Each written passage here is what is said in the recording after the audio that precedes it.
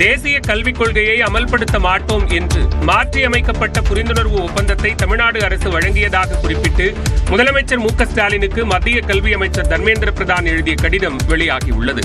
தேசிய கல்விக் கொள்கை தொடர்பாக திமுக மற்றும் பாஜக இடையே கடும் மோதல் எழுந்துள்ளது. இந்நிலையில் PM-ஸ்ரீ பள்ளிகள் திட்டத்தை அமல்படுத்துவதாக தலைமைச் செயலாளர் அனுப்பிய ஒப்புதல் கடிதத்தை மத்திய கல்வி அமைச்சர் தர்மேந்திர பிரதான் தனது எக்ஸ் பக்கத்தில் வெளியிட்டார். அதில் மாநில குழு வழங்கும் பரிந்துரைகளின் அடிப்படையில் PM-ஸ்ரீ பள்ளிகளுக்கான புரிந்துணர்வு ஒப்பந்தம் கையெழுத்திடப்படும் என்று குறிப்பிடப்பட்டிருந்தது. இந்நிலையில் முதலமைச்சர் மு க ஸ்டாலினுக்கு மத்திய கல்வி அமைச்சர் தர்மேந்திர பிரதான் எழுதிய கடிதம் வெளியாகியுள்ளது. அதில் PM-ஸ்ரீ பள்ளிகளை அமைப்பதற்கான வரைவு ஒப்பந்தம் தமிழ்நாடு அரசுக்கு அனுப்பப்பட்டதாகவும் அதில் தேசிய கல்விக் கொள்கையை அமல்படுத்துவது தொடர்பான முக்கிய பகுதியை முற்றிலுமாக நீக்கி மாற்றி அமைக்கப்பட்ட புரிந்துணர்வு ஒப்பந்தத்தை தமிழ்நாடு அரசு தனக்கு திருப்பி அனுப்பி இருப்பது வியப்பளிப்பதாக தர்மேந்திர பிரதான் குறிப்பிட்டுள்ளார். ஆன்லைன் விளையாட்டுகளுக்கு ஆதார் இணைப்பை கட்டாயமாக்கி நேர கட்டுப்பாடு விதித்து பிறப்பிக்கப்பட்ட விதிமுறைகளை எதிர்த்த வழக்குகளில் மத்திய மாநில அரசுகள் பதிலளிக்க வரும் 21ஆம் தேதி வரை சென்னை உயர்நீதிமன்றம் அவகாசம் வழங்கியுள்ளது.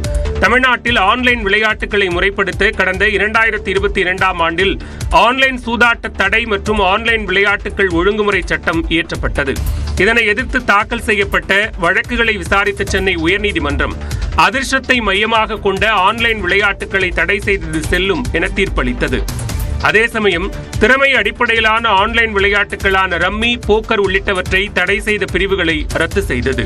மேலும் ஆன்லைன் ரம்மி உள்ளிட்டவற்றை விளையாடுவதற்கான வயது, நேரம் ஆகியவை குறித்து அரசு விதிகளை வகுத்துக் கொள்ளலாம் என்றும் சென்னை உயர்நீதிமன்றம் ஆணையிட்டது. இந்நிலையில் கடந்த 14ஆம் தேதி ஆன்லைன் விளையாட்டுகளை ஒழுங்குபடுத்தும் விதிமுறைகள் அரசிதழில் வெளியிடப்பட்டன.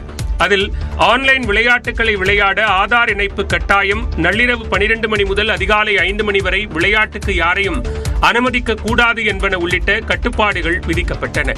இதனை எதிர்த்து ஆன்லைன் விளையாட்டு நிறுவனங்கள் தொடர்ந்த வழக்குகளில் மத்திய மற்றும் மாநில அரசுகள் பதிலளிக்க சென்னை உயர்நீதிமன்றம் உத்தரவிட்டிருந்தது. இந்நிலையில் இந்த வழக்கு நீதிபதிகள் SM சுப்பிரமணியன் மற்றும் K ராஜசேகர் அமர்வில் மீண்டும் விசாரணைக்கு வந்தபோது மத்திய மாநில அரசுகள் தரப்பில் பதில் மனு தாக்கல் செய்ய அவகாசம் கோரப்பட்டது. இதனை ஏற்றுக்கொண்ட நீதிபதிகள் வரும் 21ஆம் தேதிக்குள் பதில் மனு தாக்கல் செய்ய வேண்டும் என்று அவகாசம் வழங்கி உத்தரவிட்டனர். மேலும் வரும் 17ஆம் தேதி முதல் இந்த வழக்குகளின் விசாரணை தொடங்கும் என்றும் நீதிபதிகள் தெரிவித்தனர்.